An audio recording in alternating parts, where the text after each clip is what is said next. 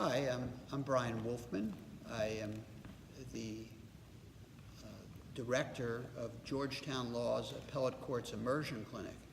And I'm here to talk in just 45 minutes to an hour about the basics of appellate practice. Before I do that, I want to mention that I've been doing trial and appellate practice for about 30 years.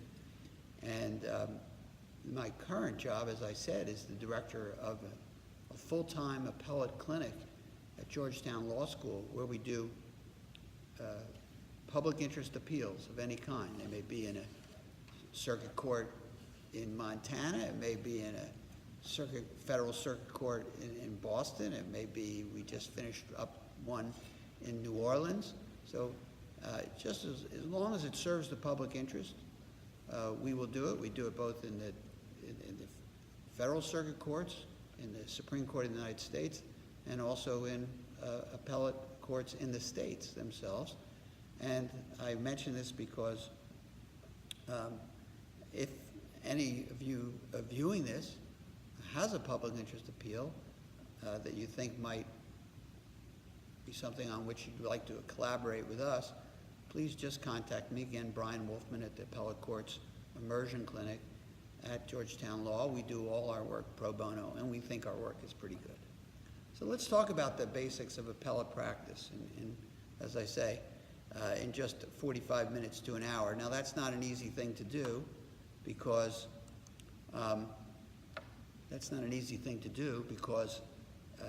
you could spend an entire semester on that. In fact, I teach a course for an entire semester on the law of appellate courts. So here's what I want to do.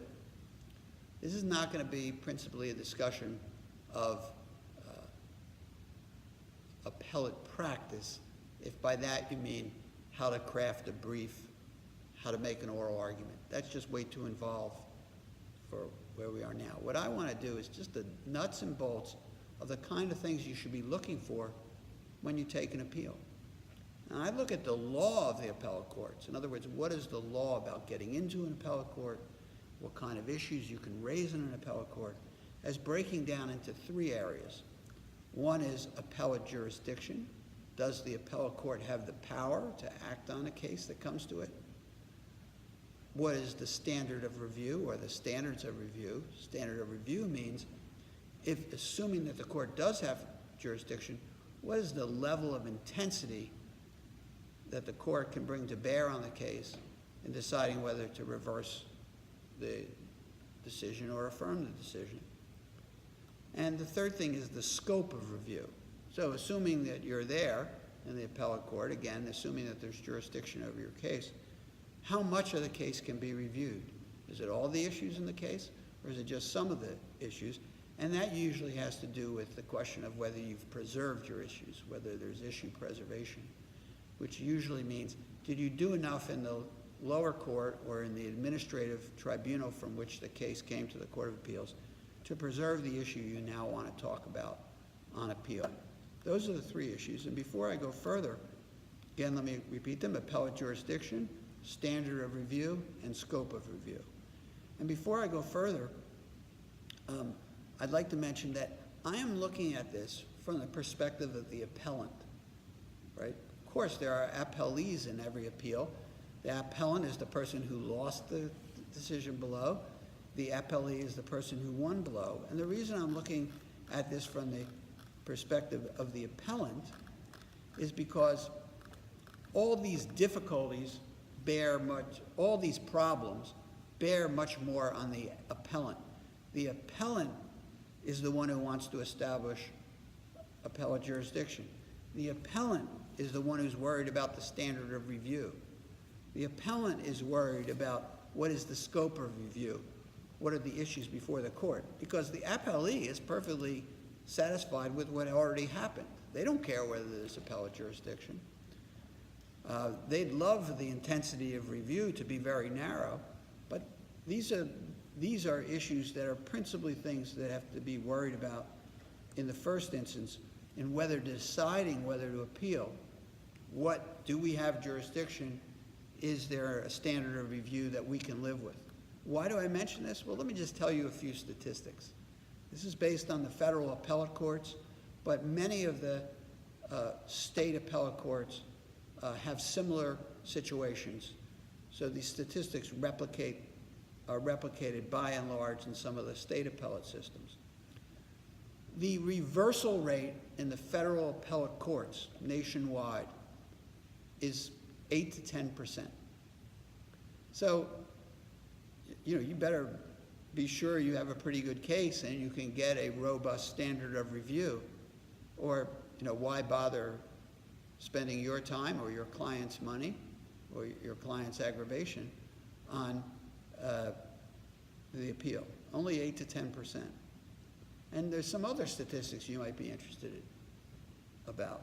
But when you go to law school, or we just stop and think about the appeals that are famous in American life or get to the Supreme Court, you have this idea that every case is taken with utmost seriousness. Now, don't get me wrong, I don't think judges are just ignoring the cases that come before them, but again, you got a reversal rate of 8 to 10%, and you assume, particularly in the first year of law school, for instance, that, this is what an appellate case is. People go and file their briefs, the judges read them, there's an oral argument, the oral argument occurs, a decision is issued, and the decision becomes a controlling precedent that then will guide other people's conduct and potentially guide legislators, guide you in your legal practices, and set up the rules for how people will act in the future.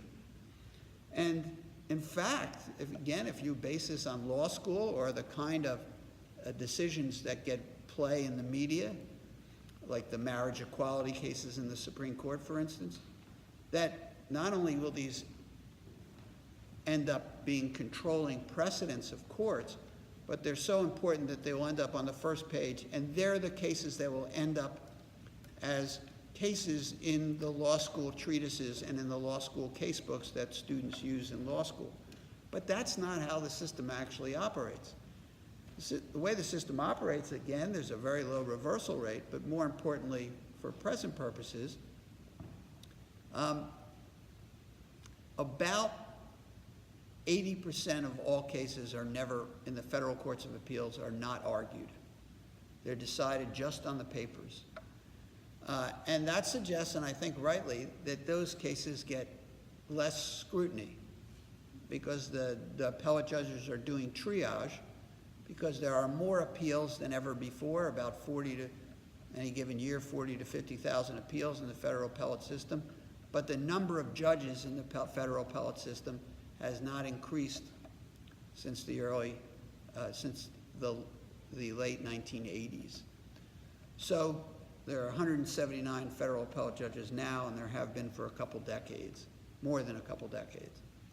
So they have to do triage. So the number of oral arguments is going down, and in some circuits, so for instance, the Fourth Circuit Court of Appeals, which is headquartered in Richmond, generally hears argument in about 10% of all cases that come to it, and last year it was about 8%.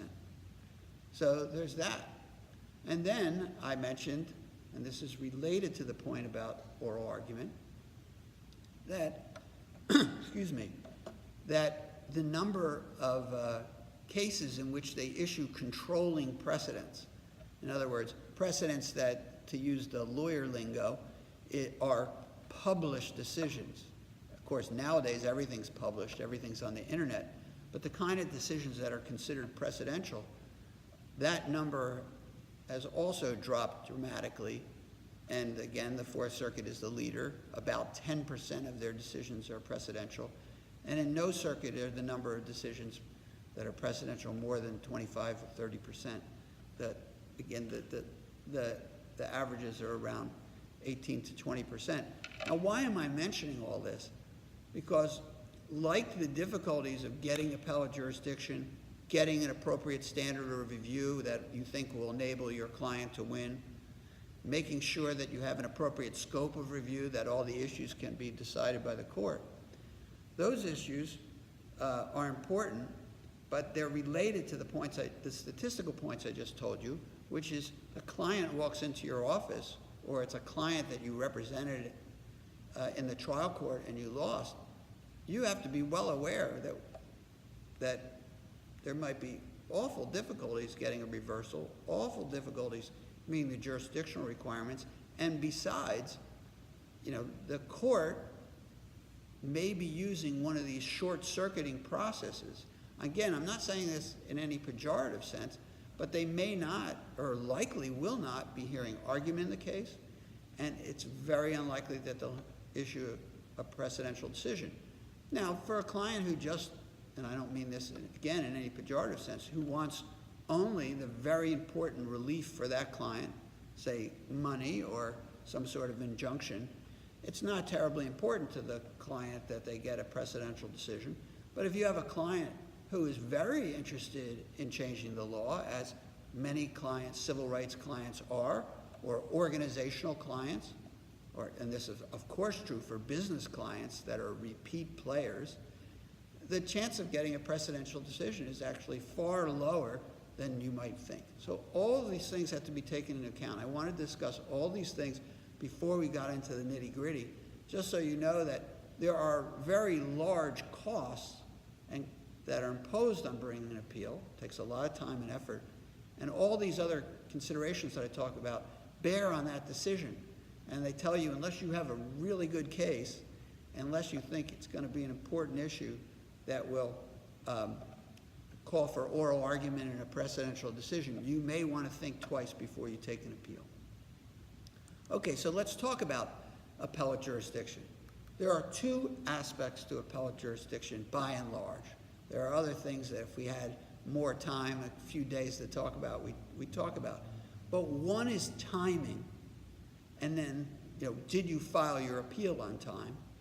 And the other is the case as it comes out of the district court or the administrative tribunal or the lower court of whatever kind, might be the court of claims, it might be the tax court, is the court coming at a time when it's appropriate for federal jurisdiction? Is it final, or is there some other basis for jurisdiction? Again, timing, and is it well situated because of the juncture in the case at which it's arriving in the Court of Appeals? So I'll talk about both of them a little bit. Let's start with timing. Timing in one sense is very simple, particularly if you know what you're doing and you're not prone to making mistakes. Timing is, in the federal system, and most state courts are the same way, the basic rule is 30 days from whatever judgment you're appealing from, right? Often it's a final decision. You lose because your case has been dismissed. That's entered on the docket on day 0. On day 30, you had better take your appeal. The one basic exception in the federal system, and there are variants of this in state court systems, is that when a federal officer or the federal government or a federal agency is a party, you get 60 days. That's true even if the federal government's playing no part in the appeal. So there could be a case involving multiple parties, 3 plaintiffs, 2 defendants, one of which is the federal government or a federal officer. And in that case, all appeals you get 60 days for. And again, there are variants of this that are similar in the state court systems. So that's the 30/60-day rule. One other thing that you should know is that whenever someone files typically at the end of a case, and I'll go back to the example I used, which is, let's say your case is dismissed by the judge. A motion to dismiss is filed, and the case is dismissed. If you ask the judge to reconsider that in one of the motions that have particular names, like one is called a motion to alter or amend the judgment, the time stops ticking. The judge then issues a decision on the request to reconsider it, to alter or amend the judgment, and then the time starts again from scratch. It doesn't pick up where it left off, it goes back to 0, and you again have the 30 or 60 days. So that's important to know.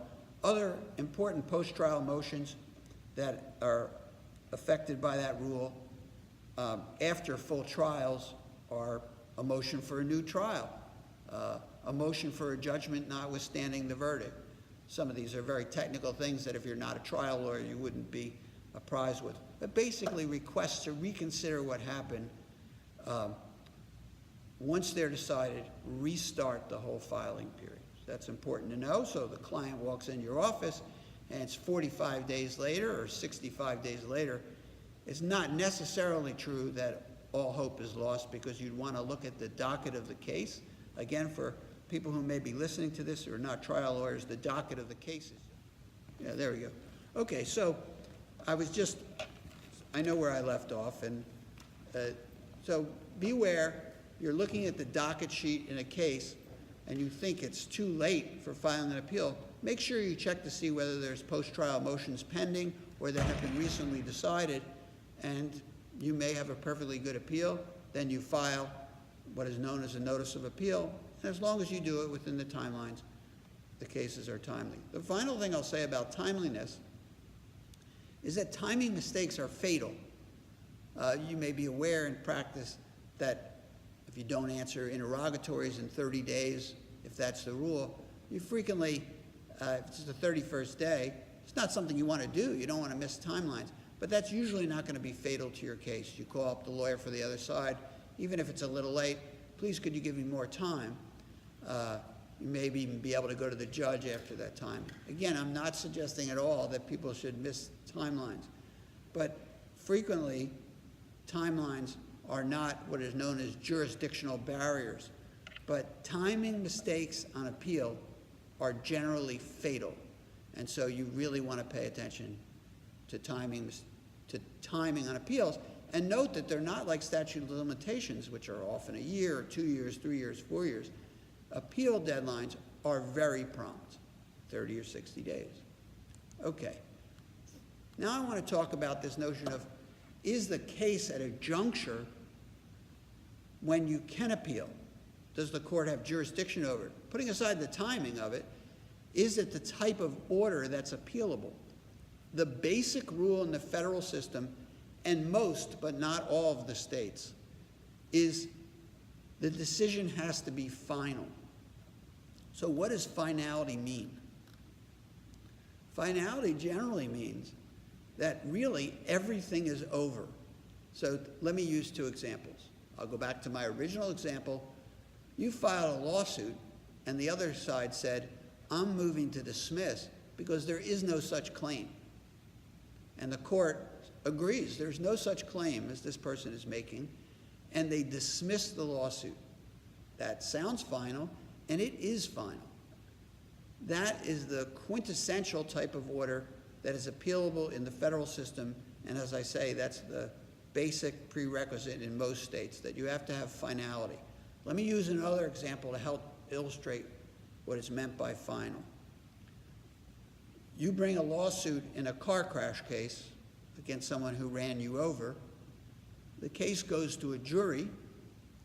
A jury says the defendant is liable, they were negligent in running you over, and the jury decides that you're entitled to $10,000, and the clerk issues a judgment on that jury verdict.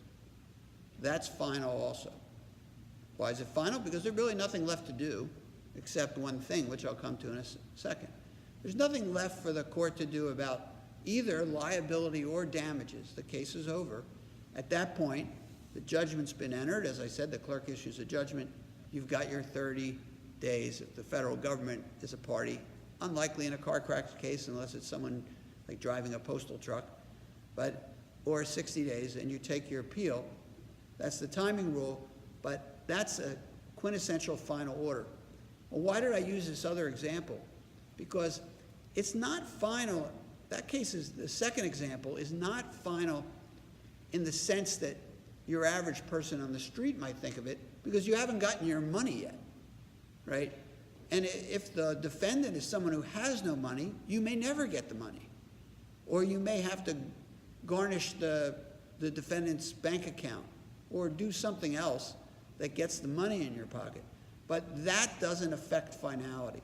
As long as there's a final decision as to liability and damages, it's final and you can appeal. So what the courts always say, including many Supreme Court cases, a case is final if the entire merits of the case are over and there's nothing left to do but execute on the judgment. So you have this $10,000 award, you haven't executed on the judgment, and you may never see the $10,000. It's final, and the defendant can appeal. Okay? So there are three main exceptions to the finality rule, right? So finality, I would say, is probably 85%, 90% of the time the basis for appealing in the Federal Court of Appeals and in the states. So if you looked at the federal appellate docket, you'd say, oh, 90% of the cases are there because they're final. There are three principal exceptions. One is something known as collateral orders. These are orders that are separate from the merits of the case, but are so separate and so important that the Supreme Court has held these things can be appealed immediately. So let me give you just one example. There are a handful, but let me give you one example. Now, here's an example of a collateral order. It's a criminal case, and I've been accused of X, and it's my position that I've been acquitted of X 5 years earlier. So I make a motion that this case should be dismissed because of double jeopardy, right? I shouldn't have to stand trial for something I've already been acquitted of, which is the double jeopardy rule stated in very, very simple terms. The Supreme Court has held that's a collateral order that can be appealed immediately if the judge denies my request to throw out the case on double jeopardy grounds. So again, I move for a ruling from the judge, dismiss this case on the grounds of double jeopardy. And the district judge says, no, I'm not going to dismiss the grounds. I don't believe that other acquittal was this same matter. And that's the dispute. The Supreme Court of the United States has held that's a collateral order that can be appealed immediately. One, it's very important. It's easy to see why double jeopardy is very important. It's a constitutional right. And secondly, it's truly collateral to the merits of the case. The merits of the case have to do with whether I committed the crime that I was charged with. The double jeopardy just has to do with what I was acquitted for before. And the idea is that you can't put the toothpaste back in the tube. If I have to go through a trial, my right to double jeopardy is gone.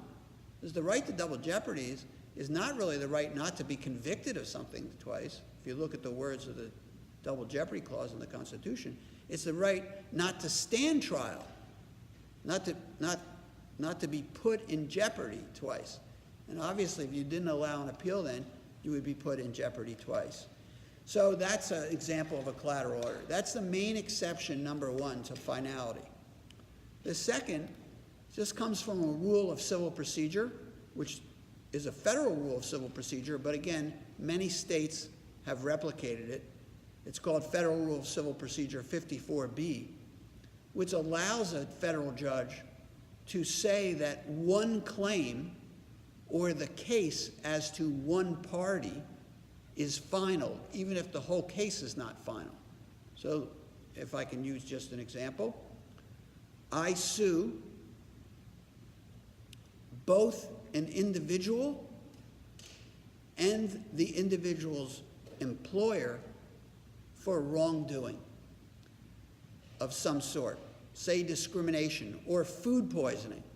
I sue Georgetown University for food poisoning. I sue both the cook and Georgetown. And the district court holds that Georgetown is not responsible because it appears that it was the employee's fault, and Georgetown just doesn't have respondeat superior type liability in this case. So what happens is the judge dismisses Georgetown, but doesn't dismiss the individual employee, and I'm going to now have discovery and go to trial against the individual employee. If the judge decides under this rule called Rule 54B to issue a partial judgment called a 54B judgment that the case is now final as to Georgetown, that would enable me to appeal. That's a 54B order. I used a rather silly example, but there are many other examples. And Rule 54B came into effect not when the rules were enacted in 1938, but in the 1950s and then made more robust in the 1960s. And you might ask, why did it happen? Because there was an enormous need in the federal court system for what we now call complex litigation. The world was becoming much more complex. There were mass torts, there were massive antitrust cases.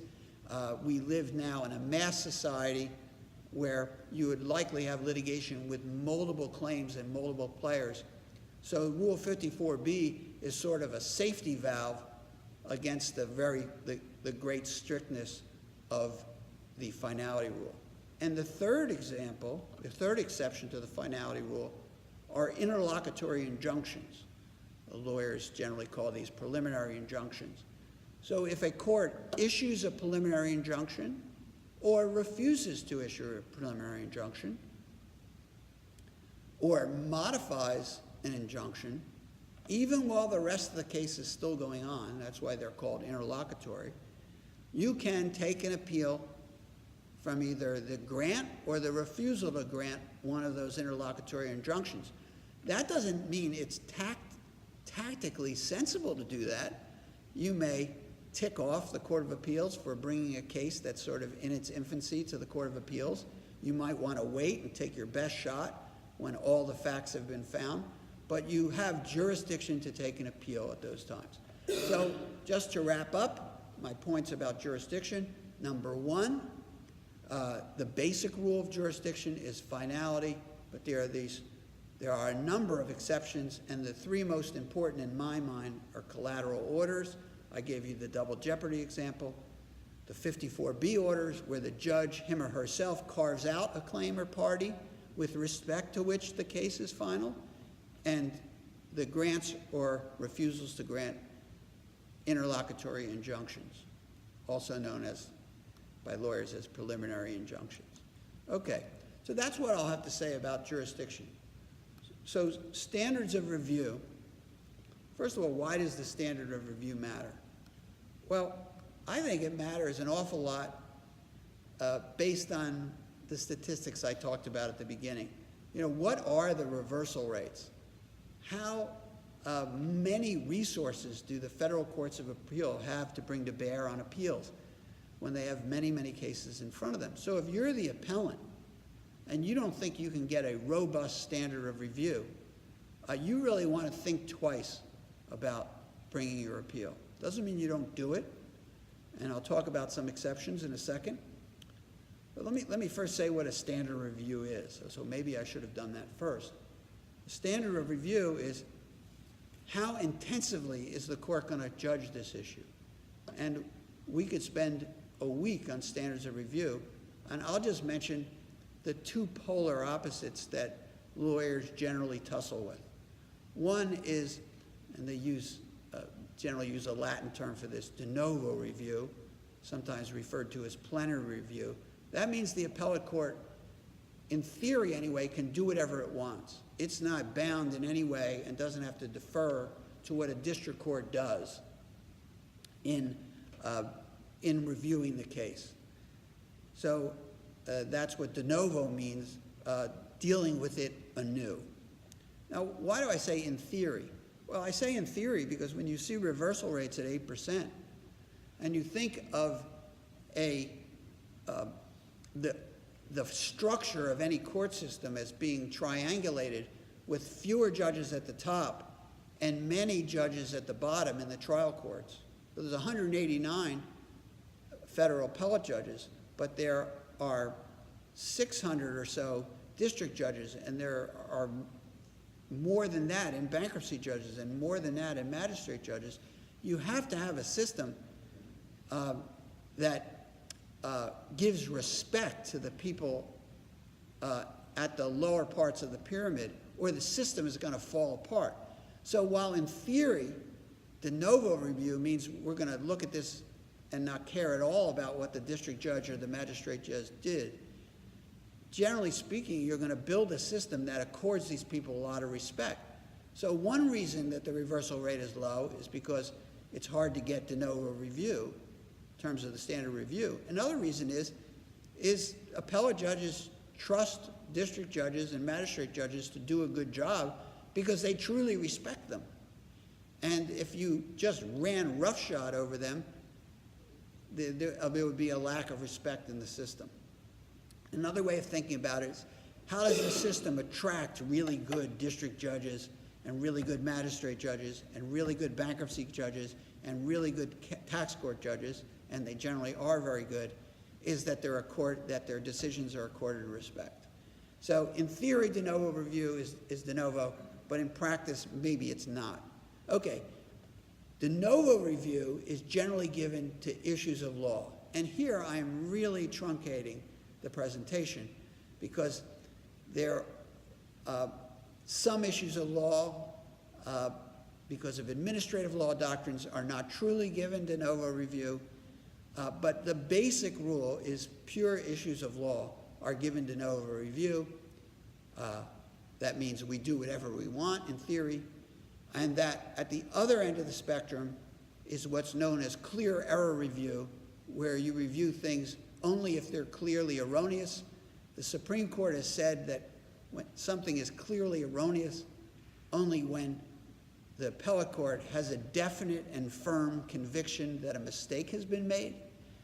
You can see that's a very harsh or high standard of review. And those are generally, that standard of review is generally accorded to findings of fact.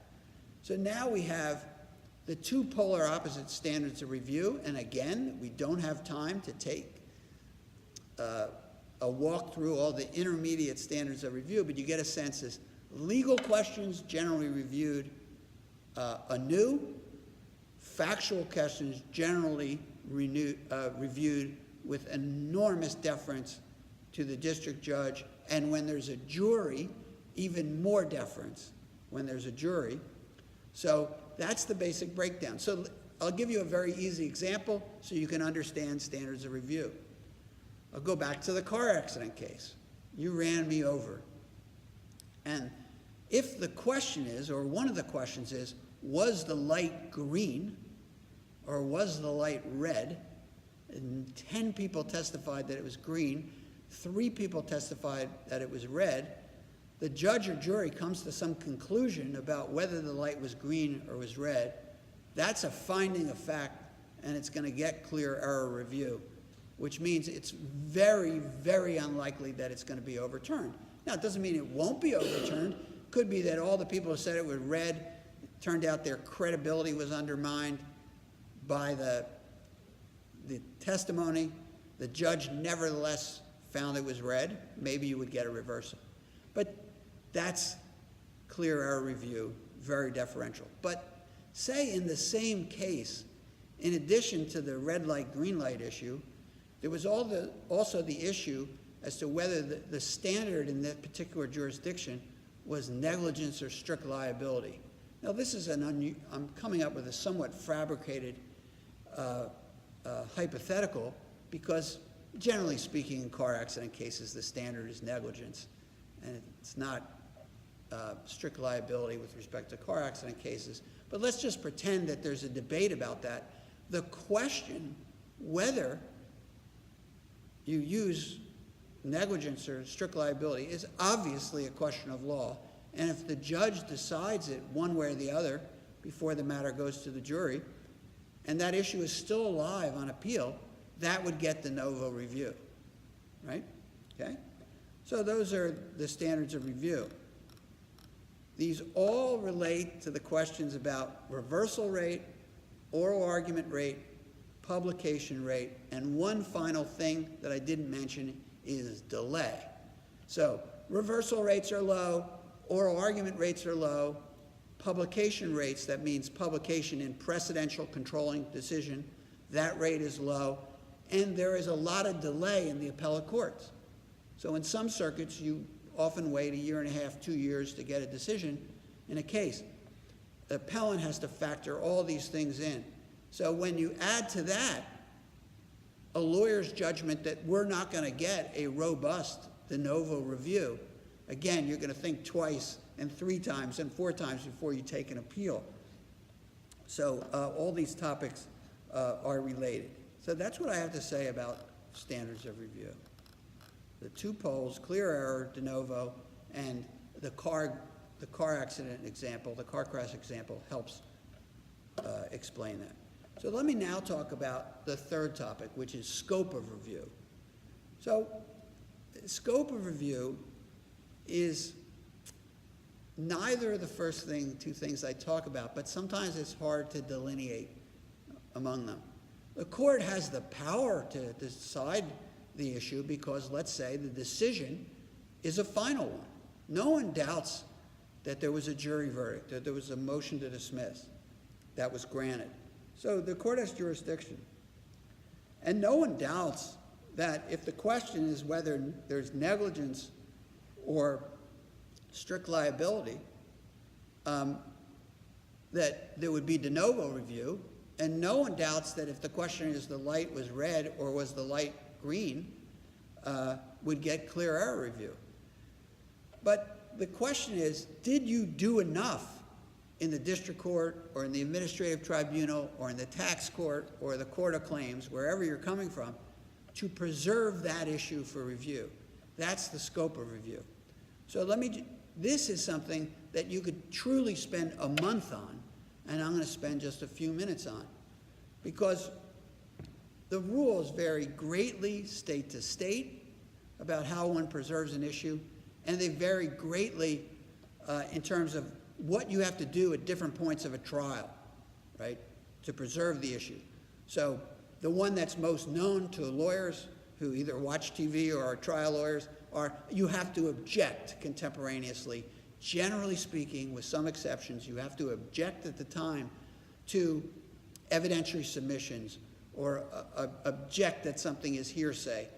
You have to make it known during the course of the trial contemporaneously or roughly contemporaneously, often outside of the hearing of the jury, that you are objecting to the admission of evidence or something else that's going on. Or typically for legal issues or things that might come up on summary judgment or motions to dismiss, they typically have to be in your brief somewhere. And not just in a footnote in a brief, but actually really explained separately that this is a reason why we think we should win. This is the reason why we think strict liability should be the rule in this jurisdiction.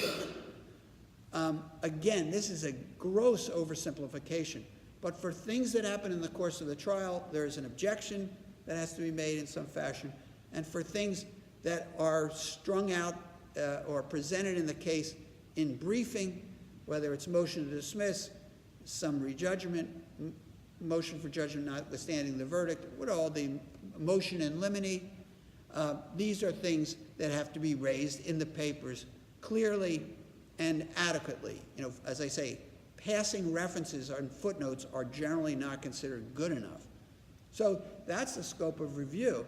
But let me talk about this in a little more depth.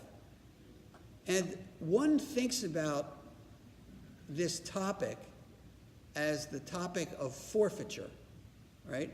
So once you're up in the Court of Appeals, again, you've got jurisdiction, you think you know what the standard review is, and you're appealing the case, and the other side says, you didn't raise this below, or you didn't raise it adequately below, you have forfeited the right to present this. You had forfeited the issue. That's the word that it is properly used to describe the scenario that I'm giving you. So if you had assumed all along that the proper standard was negligence, and you raised for the first time in your brief, hey, we should win this case anyway because the standard is strict liability, that's a forfeiture. And that forfeiture is almost, in the example I gave you, it's almost undoubted that that forfeiture would be enforced. You just never said a word about strict liability in the lower court, you can't raise it on appeal. I want to use two different terms, just so you know the difference between them, because what I just described as forfeiture was an accurate description of the doctrine. That's a forfeiture. You didn't raise it below. But frequently, people call that waiver, and that's not what a waiver is. So colloquially, lawyers, even judges, will say, oh, you waived the issue because you didn't raise it below. But a waiver is an affirmative statement that you're not raising something. And they're even more harshly enforced. When you waive something, you actually affirmatively state, no, Your Honor, we're not pressing that issue in this case. That's a waiver. And waivers are almost impossible to get out of, whereas forfeitures are a little different. So forfeitures sometimes can be gotten around because you can claim the other side lulled you into the forfeiture, or particularly in the criminal context, you can sometimes raise forfeited issues if there's what's known as clear error. There's just some sort of manifest injustice for not being able to raise it on appeal. But waivers are almost invariably enforced. So that's the difference between forfeiture and waiver. And now I want to talk about the difference between issues and arguments. This is very important because, and this can best be explained by an example. Let's say that the issue in the case is, what does a bunch of words mean in a statute? So a lawyer would view this as, it's a standard statutory construction problem. And there are a handful of words in a statute, and you say, gosh, what do these words mean? Right? Every lawyer has dealt with this. In fact, in federal practice, most cases are cases, at least in part, questions of what does some statutory word mean? And let's say in the district court, you said, well, the reason we know what these words mean is that if you look to legal dictionaries or you look to lay dictionaries and you look to see what this word means, it's perfectly consistent with what my client says it means. That's a standard statutory construction argument. And then you look to case law and you say, oh, the cases agree with me about what these words mean, okay? And you've made all these arguments in the district court. And let's add one more. You looked at the legislative history, and the legislative history, the committee reports when the statute was passed, also support our view about what these words in the statute mean. All this is very important to the client because determining whether the statute means what you say they mean is critically important to your client's case. And the judge says, I've read your arguments about the dictionaries, I've read your arguments about the case law, I've read the legislative history, and I don't agree with you. I think the statute means what the defendant says the statutory words mean. Judge issues a final decision, throws you out of court, and you take an appeal. And the appeal is the same issue. The issue is, what do these words mean? And either the client gets a new lawyer, or as happens in virtually every case, I'm perfectly willing to admit this happens to me all the time, the lawyer sits down, reads the statutory materials again, and they think of something else. And again, I want to stress this. This happens in every case. If you're a good lawyer, this is not what happens to the bad lawyers. The bad lawyers that don't catch the thing the next time around. This just happens because the human mind is not perfect, and you dig into it again, and you see something new. So let's say that the thing you see new is an argument about statutory context. It's just, that's a standard form of argument about statutory interpretation, that if you actually look at this statute in context with something that appears 3 or 4 provisions later in the U.S. Code, it really helps you understand what these words mean. So you make that argument in your brief to the appellate court, and the appellate court and the defendant says, you've forfeited this because you never made this argument below. these kind of forfeiture arguments are made all the time. To me, that's nonsense. That's not a forfeiture. But every once in a while, a court will buy that as being a forfeiture. But that's not a forfeiture to my mind. That's a failure to make an argument, right? That's like saying, I now looked at another dictionary and I now know better what this word means. No court should consider that a forfeiture. And the reason is you can't have a forfeiture doctrine that allows an appellate court to ignore relevant information about what, in this case, a statute means, because otherwise a court would have the freedom to make a mistake about what the law means. And that's, to use a legal term, that's insane, right? That's not the way judges should go about deciding the law, okay? So, but beware of this. I want people viewing this to be aware of this. You will frequently get forfeiture arguments on that kind of problem. Oh, you didn't make an argument. You didn't cite the right case. You didn't cite the right provision of the statute. No court should ever find that to be a forfeiture. So what is a forfeiture? I think of this in terms of issues versus arguments.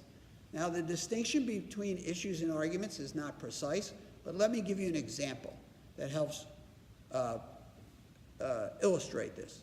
Let's say it's a civil rights case, and the police did two things that you claim are illegal. The police knocked down your door where you live without a warrant. And I'm not an expert on criminal law, the Fourth Amendment, but generally speaking, the law is, with very rare exceptions, the police can't go into your home without a warrant. And so that's argument number one. They knocked down my door without a warrant, and I and my family suffered great emotional distress. Then, once they came into the home, they found evidence of what they thought was a crime, and they brought me down to the police station. And then they did some sort of torture and got me to confess, okay? They got me to confess to a crime. Now let's put aside a criminal case. Maybe the criminal case was dismissed, maybe there was a plea bargain, but I bring a civil rights action to recover damages, both for the Fourth Amendment violation and the torture, which would probably be some sort of due process violation. But it turns out that in the briefs, I don't mention the Fifth Amendment violation, because I think it's weak. And I just want to concentrate on the Fourth Amendment. And I lose. I lose the Fourth Amendment claim, and I go up on appeal. We get a new lawyer, and the new lawyer thinks, why didn't you press the Fifth Amendment claim? That's a pretty good claim. The new lawyer presses the Fifth Amendment claim. That's a forfeiture. Because all the judge has to say is, I'm not going to address the Fifth Amendment claim because you never raised this below, and it doesn't have any potential to infect the accuracy of the decision on the Fourth Amendment claim. That's a forfeiture. So I think of my first example as just making new, relevant arguments about the same issue, and the Fifth Amendment, Fourth Amendment claim as being about totally separate issues that you can forfeit if you don't raise them below. Okay?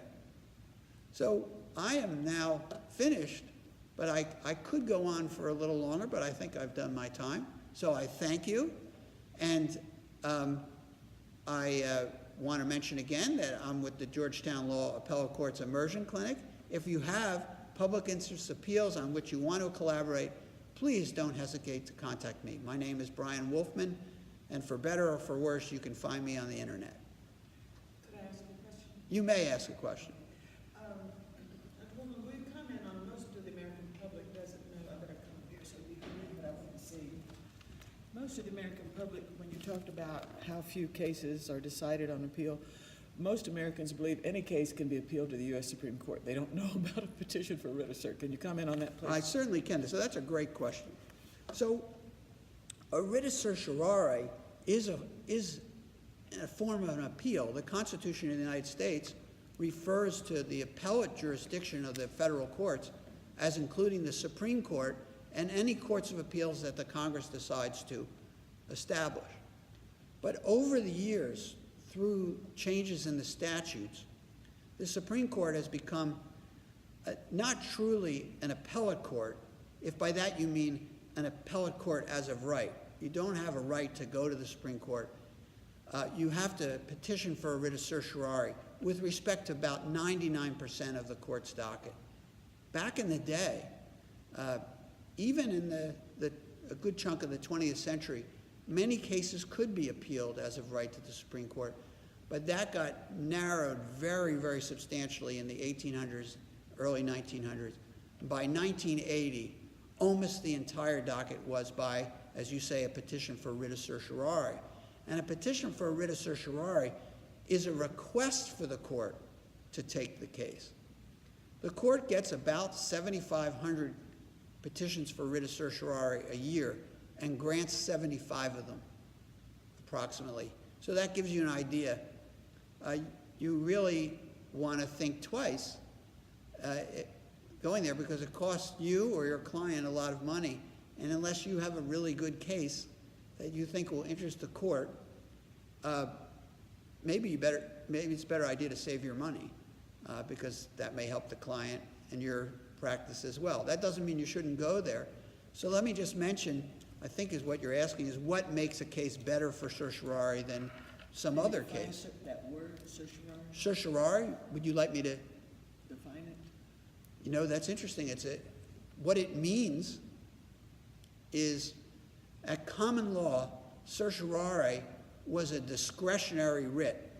So, as we see in current practice, it is the Supreme Court has complete discretion, absolute complete discretion, with respect to 99% of its cases, whether to take it or not.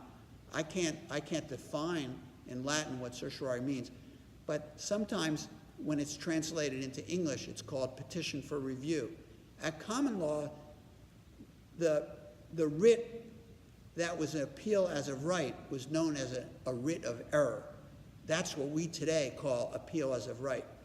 And going back to my earlier part of my presentation, there's generally speaking, some exceptions, an appeal as of right from final orders of a district court or the tax court or the court of claims, or in some circumstances the bankruptcy court, to a court of appeals. But the situation with the Supreme Court is completely different. So if what you're asking is what are the considerations that the court looks at in exercising its discretion in deciding what that 1% of the cases it takes should look like, there are 4 things that are sometimes described as the pedestals of a good cert petition. One is there a split among the lower appellate courts in the country, either the federal circuits or among the state high courts, the state Supreme Courts, on an important issue of federal law. Is there a split? So, for instance, a circuit court in the Seventh Circuit, which is headquartered in Chicago and concerns 3 states, in Illinois, Indiana, and Wisconsin, that would be the Seventh Circuit. Has it decided something that's just completely opposed on a question of federal law to what the Third Circuit is decided, which is headquartered in Philadelphia and it's comprised of Pennsylvania, New Jersey, Delaware, I think the Virgin Islands. And so that's the split pedestal. Then there's the importance pedestal. So something as important to the court as, say, the constitutionality of the Affordable Care Act, so-called Obamacare, that was important, and you probably didn't need a split in the circuits for the court to take that because it was just so important. The third thing that it looked to is what are the merits of the case. So even though they're very the Supreme Court is very interested in taking only important cases that have divided the courts by and large. They are interested in whether a mistake has been made in some instances, because if you didn't think that was of interest to the court, you would expect the reversal rate to be 50%, but the reversal rate is actually about 70%. So the merits does matter. And then the fourth thing that is important to, an important pedestal to what I would call cert worthiness is this particular case a good vehicle for addressing these issues? So sometimes the issue is very important, but it's pretty obvious that the case is going to be moot in a month because, you know, the Congress is about to change the law, or sadly the plaintiff is about to die, or something like that. Or there's some other problem with the case, like the case, it looks like the case could be decided on some other ground, so there's no reason to take this issue. So if you take those four pedestals of split, importance, the merits of the case, and is it a good vehicle, a good cert petition would try to bring all those things together if possible, and a good opposition to cert would try to knock out all those pedestals. Okay? Okay, I have two other questions. Okay, shoot. Do you have time for that? I do, I have time. Okay. In the collateral issue, Collateral orders, yes? collateral order, and we had the guy who got the food poisoning at Georgetown, they dismissed the cook. No, they dismissed Georgetown. This is you're talking about 54B now. Yeah, 54B judgment. So if they took that collateral order, do you call that? No, that's a 54B order. Collateral order was the example I gave with double jeopardy. Oh, okay, But- okay. So we got the 54B, they let off Georgetown. So who would appeal, the food poisoned plaintiff? Yes, the food poison plaintiff. And the food poison plaintiff, don't get me wrong, wants to get liability, if they can, against the cook and Georgetown. The cook's still in the case. Georgetown isn't. Why might the plaintiff want a 54B order, assuming the judge is willing to give one, allowing an immediate appeal? Well, for practical reasons. If you don't have Georgetown in the case, you don't have the deep pocket in the case. Right. And so you may not collect a penny from the cook. So I'm the plaintiff, I've been poisoned, they dismissed Georgetown. I appeal and get this 54B order. Yeah. Does the trial against the cook stop at that point? Not necessarily. So what the rule says is unless the district court otherwise orders, the proceedings will keep going on in the district court. But in my example, it's very likely that the court would hold off, because if we're going to have an appeal on whether Georgetown is liable under principles of respondeat superior, which means the boss pays. So if the district judge, having given that 54B order, is probably not going to want to proceed with discovery and trial until they find out whether Georgetown is going to be a part of that trial. So in that 54B order, he can say this is halted until we Yeah, get... I issue a stay. Okay.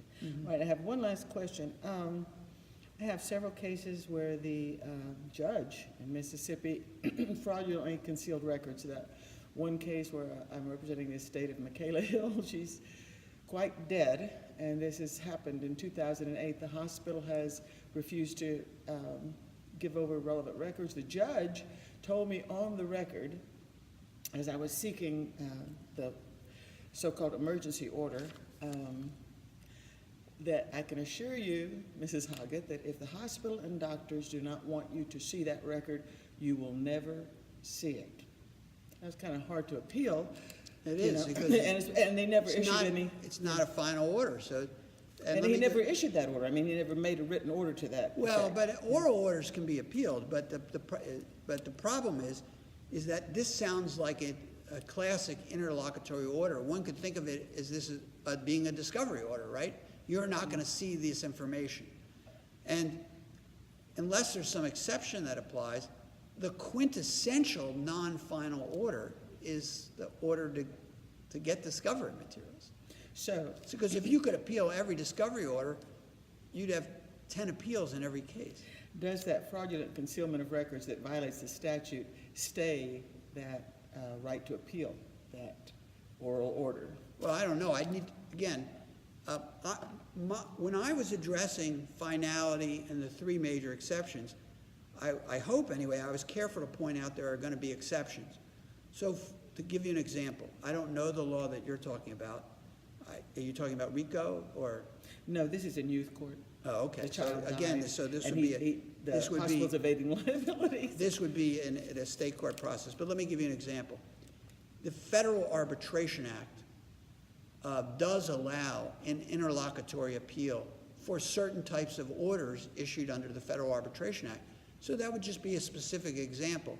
So I think what you're asking me is there going to be some kind of state law doctrine that will allow you to take an immediate appeal under these No, circumstances? I'm asking if this has been years, is there any recourse to these? Well, yes, to the okay, estate? that's another, this gets into something that I surely don't Have time to address? not just time, but it would take too much detail, but I'll give you the basics. Okay. Which is that if there's been inordinate delay by a judge or an administrative tribunal in not exercising a mandatory duty, like for instance to decide a case. You know, there's final motions on a motion to dismiss or for summary judgment. A judge sits on it for 6 years. There's no final order. You can't take an appeal, but you use a common law writ known as a petition for writ of mandamus in the federal system. Sometimes these are called writs of prohibition in state courts and so forth. And you can ask the appellate court, using one of these common law writs, to order the district judge, the trial judge, the administrative judge, to comply with the mandatory duty to do something, to issue a decision. So that's another exception to the finality rule. Okay, this is sort of a collateral question to that. In Mississippi, fraudulent concealment of records stays civil proceedings. I mean, as soon as you find out that they've got these records hidden that show they committed a crime against you or some civil tort, then at that point you can go forward. If they're hiding them, you don't know what all they're hiding in youth court because it's all secret in the best interest of the child. And so my cases have to do with when the child dies. They're no longer secret because that's the exception. You don't need to protect the best interest of the dead child. His estate has a right to those records. And I have several judges that just say, you know, tough luck. Or if the doctors in the hospital don't want you to see him, I can assure you, you will never see him. And so that's why that question was about. But anyway, I know you've overspent your time, and we appreciate you very much. You did exactly what we wanted you to do. Woo-hoo. Teach us. Woo-hoo. Yeah. Great. It has been a pleasure talking to you in the internet space.